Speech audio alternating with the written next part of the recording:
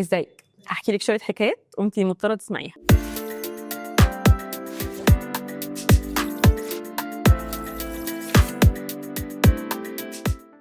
ساعات بيجي لي واحده زي الاخت ميرفت دي كده تقول لي مثلا انه انا اول ما بدخل علاقه بيحصل خلاف، العلاقه تبوظ. اول ما يحصل خلاف العلاقه بتبوظ، فما بتكملش في اي علاقه خالص، رغم ان هي جربت علاقات كتير جدا. ممكن يجي لي واحده كده كمان زوجه تقول لي انه اول ما بيحصل خلاف ما بينها وما بين جوزها بيحصل فتور وبيبقوش طايقين بعض، وفي نفس الوقت مش عارفين يرجعوا العلاقه زي ما كانت، ولا عارفين ينسوا، ولا عارفين يتغاضوا، ولا عارفين يعملوا اي حاجه خالص. ممكن يجي لي شاب زي علاء ده كده يقول لي انه اول ما دخل العلاقه الاخيره، رغم ان العلاقه كانت كويسه جدا ما فيهاش اي غلطه والبنت ما فيهاش اي غلطه، بس مع اول خلاف حس ان هو اتقفل، لدرجه ان هو حتى ما عبرش عن مشاعره وما حاولش يقول لها هو متضايق ليه، وهي لما اكتشفت واعتذرت حتى ما قبلش اعتذارها. الثلاث قصص دول في حاجه ما بينهم مشتركه، بس قبل ما اقولها لك ما تستعجليش لو سمحتي. قبل ما اقولها لك هحكي لك حاجه لمصلحتك ليكي وللزمن، يعني عشان احنا كويسين مع بعضينا، صح؟ ماشي. في حاجه اسمها خلاف بيحصل في العلاقات، عارفه؟ تمام. ففي حاجه اسمها خلاف صحي، في حاجه اسمها خلاف سام. الثلاث قصص دي فيهم خلاف السام، بس قبل ما نعلق عليهم خلينا اصلا نشوف سمات الخلاف الصحي وسمات الخلاف السام. بصي يا ستي، اولا الخلاف الصحي اصلا الهدف منه او اللي بيطلع منه ان هم بيبقوا عايزين يحلوا فعلا المشكله، مفيش ضغائن، مفيش ان الاثنين عايزين يثبتوا ان هم اللي صح، مفيش فكره الخناقه الصعبه جدا اللي بتحصل، لا هم في الاول وفي الاخر الخلاف ده بيطلعوا منه كويسين وعلاقتهم بتقوى، بيبقى فيه ثقه اكبر بكتير. سمات الخلاف الصحي ده ان اولا النقاش بيبقى بهدوء، ثانيا بيبقى فيه استماع، مفيش بقى حد عايز يثبت ان هو اللي صح وهو بس اللي بيتكلم والتاني ما بيتكلمش خالص ومش عايز اصلا يسمعه. غير كده كمان ما بيبقاش فيه اي نوع من انواع الاهانه، وكمان بيكون في مساحه للتعبير عن المشاعر، ان كل حد عارف يقول هو ايه اللي مضايقه بالظبط. بس هنا في طريقه، ما اروحش اقول لشريك حياتي انت ضايقتني عشان عملت 1 2 3، لا، اقول بكل بساطه انا اتضايقت علشان حصل 1 2 3. انا بتكلم عن نفسي، ما بحطش اللوم عليه، ما بثبتش ان هو اللي غلطان في الموضوع ده كله. ممكن اصلا يكون في جزء من الغلط عليا، ممكن يكون انا اللي فهمت غلط اصلا. فبالتالي لما انا اجيب الكلام على مشاعري واللي انا حسيته، هنا هيبقى في مساحه ان احنا نتناقش، هيبقى في مساحه ان هو يتعاطف معايا، هيبقى في مساحه ان هو يفهم ان هو كان غلطان، مش ان انا عايزه اثبت ان هو الملام وهو اللي دايما بيعمل كل حاجه غلط. وزي ما قلنا كمان من ضمن المشاعر المفروض تبقى محطوطه انه احنا اصلا عندنا نيه لحل المشكله. فبالتالي لو مشاعرنا سيطرت قوي نبقى متفقين اصلا بشكل مسبق انه احنا خلاص احنا مش عارفين نتناقش، حد متعصب، حد غضبان، حد زعلان. فكل اللي احنا بنعمله بناخد وقت كده مستقطع كده، اللي هو ناخد هدنه نقوم نعمل اي حاجه، زي ما ورد كده في الشرع انه مثلا نقوم نتوضى، نغير حركه جسمنا، نشرب ميه، نطلع في هوا، بدل ما احنا قاعدين نقف واقفين نقعد، نعمل اي حاجه تخلينا نغير المود شويه، بعد كده نرجع تاني نتناقش. حاجه على ايه دلوقتي؟ المهم ان التغير في الوضع ده بيخلينا نهدى الاول، وفي نفس الوقت احنا بنبقى متفقين على ده بشكل مسبق. احنا ما فيش فجاه كده اروح قايله له انا عايزه وقت ومستقطع وهدنه فيلا عشان انا مش طايقاك دلوقتي مش هتكلم معاك، طبعا مش هيفهم ده صح.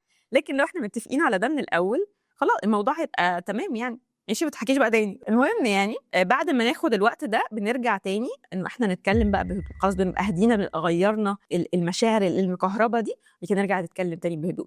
من ضمن كمان السمات بتاعه الخلاف الصحي ان احنا لو غلطانين بنعتذر، راجل غلطان بيعتذر، ست غلطانه بتعتذر. فكره بقى قلب الترابيزه وفكره انه لا انا ما بغلطش اصلا والستات دايما على حق والرجاله دايما على حق، مفيش الكلام ده مش خلاف صحي. ومن سمات كمان الخلاف الصحي ان هو ما يوقفناش عن المهام اليوميه. احنا عارفين ان احنا مختلفين، بس في نفس الوقت المفروض يبقى فيه قرارة نفسنا جوانا كده، عارفين ان احنا هنتصافى.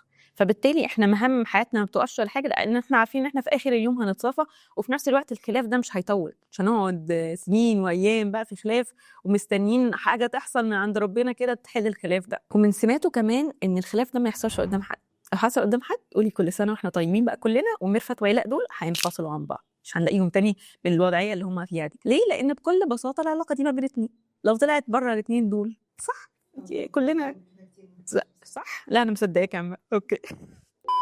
وكمان من سماته ان ما يكونش في اذيه مقصوده، مش اول ما يقع خلاف اقول انت عملت وسويت وانت وكنت وانا اللي عملتك كنت اللي ما اعرفش ايه، وانا الكلام ده كله عمره ما هيتنسي وعمره ما هيصلح اي حاجه. وفوق كل ده من اهم سمات الخلاف الصحي ان بعده يبقى في احساس بالامان. احنا اختلفنا بس انا مش حاسه ان انا خايفه. احنا اختلفنا بس انا مش حاسه ان في حاجه غلط حصلت في العلاقه. احنا اختلفنا بس الثقه بتاعتنا ما اتهدمتش ولا حاجه، بالعكس ممكن تقوى اصلا. اما بقى يا ستي فكره الخلاف السام، فانا هقول لك مقوله كده قالها جون جوتمان، ان الخلاف السام ده بيتحول لساحه صراع حرفيا.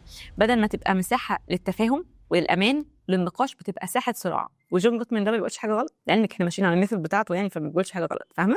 سمات بقى الخلاف السام ده انه اولا بيبقى فيه قلب ترابيزه كتير بسبب من غير سبب، بيبقى فيه دايما هجوم، وبيبقى فيه دايما كذب بلا هدف، وبيبقى فيه فكره انه انا اصلا متاهبه قبل ما الشخص اللي قدامي يقول اي حاجه، وبيبقى فيه فكره برضو ان انا هكذب، مش بس ان انا بكذب، لا انا هقول ان هو غلطان، وهحطه بقى في حته الجاز لايتنج، لا انا ما عملتش ده، ممكن اكون عملته بس انا ما عملتش ده، انا هكذبك وانا ما عملتش ده. وغير كده كمان فكره التعميم، لو الشخص غلط دلوقتي وعمل حاجه غلط، انا مش هتكلم معاه الغلط اللي هو عمله دلوقتي، لا انا هفضل اقول له انت دايما بتعمل كذا، واجيب له بقى القديم والجديد. طبعا دي من هوايتنا كستات، فاحنا المفروض نحجمها شويه. وغير كده كمان بتحسي انك دخلتي في دايلاما انت مش عارفه تطلعي منها، ومش عارفه دخلتيها ازاي، لدرجه انك اصلا بتنسي سبب الخلاف، فتحسي ان انتوا عمالين تحرقوا والوقت عمال بيعدي والمشاعر عماله بتتعمل كده ومش عارفه ايه، وفي الاخر انتوا اصلا نسيتوا كنتوا مختلفين على ايه، ولا حليتوا، ولا عارفين تتكلموا بشكل سوي، ولا النقاش اصلا محترم وبشكل كده لائق. وغير كده كمان زي ما قلنا في الخلاف الصحي،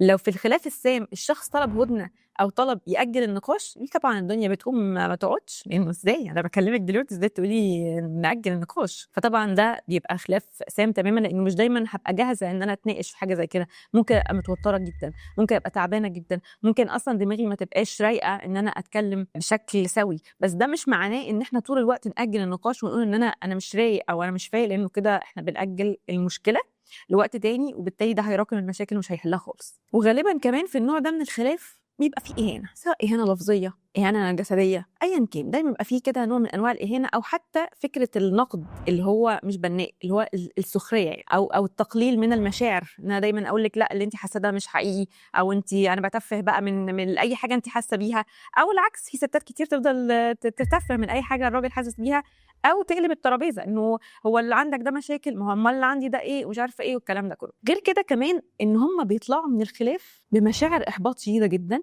مش واثقين في بعض خالص، حاسين بعدم ارتياح رهيب، وحاسين ان العلاقه دي انتهت هنا. فباختصار شديد بقى عشان نلم اللي احنا قلناه ده، الخلاف الصحي بيبني جسور العلاقه، يعني فلنعتبر ان علاء واقف هنا وميرفت وقع فلنفترض مثلا ان علاء واقف هنا وميرفت واقفه هنا، فهو في بينهم جسر، فالخلاف الصحي ده بيفضل يبني الجسر طوبه طوبه طوبه او خشب او ايا كان، ولكن الخلاف السام بيفضل يهدم الجسر ده ويحرقه ويبقى رماد، وبصي ما بقاش فيه حاجه خالص. تمام؟ بعد ما قلت لك الفرق ما بين الخلاف الصحي والخلاف السام، خلينا بقى نرجع للثلاث قصص الاولانيين.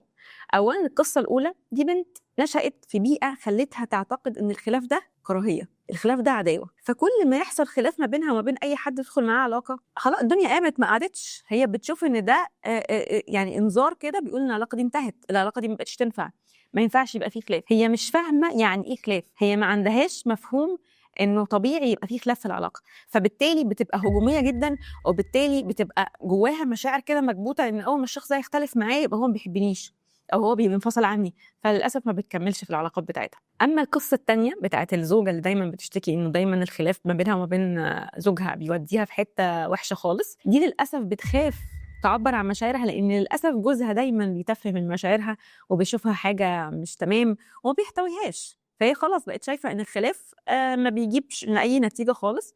وغير كده كمان يعني بيبعدهم عن بعض، نتيجته ان هو بيبعدهم عن بعض، وبيحسوا ان علاقتهم دي برضو انتهت بس من غير ما يتكلموا، فمكملين، ولكن هم للاسف علاقتهم بدات في الانهيار. اما بقى القصه الثالثه فدي مشكله كبيره جدا. ليه؟ لان للاسف تكرار الخلاف السام في علاقات سابقه ده ممكن يخلي الشخص متأهب في العلاقه اللي بعد كده، فالشخص ده للاسف اتكرر معاه النمط ده او الطريقه بتاعه الخلاف السام في علاقات سابقه، فخلاه خلاص عنده ردود دفاعيه على طول. فاول ما حصل خلاف ما بينه وبين البنت اللي كان بيقول ان هي ما فيهاش غلطه خالص، بس قال لك انا اتقفلت، هو لا بيواجه ولا بيحاول يتكلم ولا بيحاول اصلا يحل، وحتى الاعتذار بتاعها ما قبلوش. ليه؟ لان هو باني على الهيستوري بتاعه ده، طبعا كارثه سودة، هو بنفسه بعضمه لسانه قال البنت ما فيهاش غلطه، طب ايه المشكله؟ انا اتقفلت، طب ما توجهتش ليه؟ انا مش عايز اي خلاف. فللاسف هو بيبقى عنده في خياله ان هو عايز يعيش علاقه خياليه، لكن العلاقه الواقعيه اللي فيها حلو ووحش وفيها نقاش وفيها ان احنا نواجه وفيها ان احنا نختلف وهكذا،